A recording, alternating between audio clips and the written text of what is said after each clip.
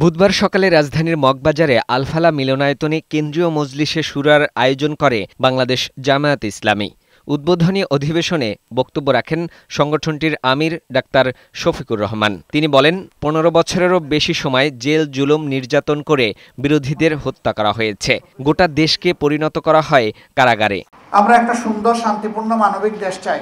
জামায়াতের আমির বলেন, বাংলাদেশের স্থিতিশীলতা নষ্টে ষড়যন্ত্র চলছে। জাতি ঐক্যবদ্ধ থাকলে সকল চক্রান্ত ব্যর্থ হবে। ধর্ম, বর্ণ, দলমত নির্বিশেষে দেশের স্বার্থে জাতীয় ঐক্য বজায় রাখার আহ্বান জানান তিনি।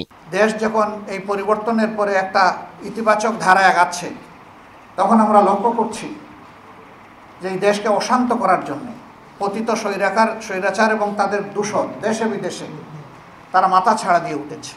আলহামদুলিল্লাহ, বাংলাদেশের বিচক্ষণ দেশপ্রেমিক জনগণ ইতিমধ্যেই তাদের ফাঁদ বুঝতে পেরে তাদেরকে ব্যর্থ করে দিয়েছে। তিনি বলেন, ন্যায় বিচার নিশ্চিত করতে হলে সুষ্ঠু নির্বাচনের মাধ্যমে ক্ষমতা হস্তান্তর করতে হবে। মৌলিক সংস্কার শেষে নির্বাচনের রোডম্যাপ ঘোষণার আহ্বানও জানান ডাক্তার শফিকুর রহমান। সেই বৈষম্যহীন এবং ন্যায় বিচার সমৃদ্ধ সমাজ গড়তে হলে সুষ্ঠু নির্বাচনের মধ্য দিয়ে কাউকে না কাউকে এদেশের দায়িত্ব তুলে নিতে হবে হাতে।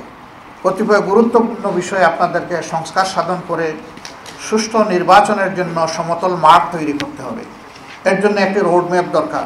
জামায়াতের আমির বলেন, সীমাহীন ত্যাগের মাধ্যমে অর্জিত যে দ্বিতীয় স্বাধীনতা, তার মূল্য দিতে হবে। নতুন মানবিক বাংলাদেশ গড়তে সবাইকে ঐক্যবদ্ধ হয়ে কাজ করতে হবে।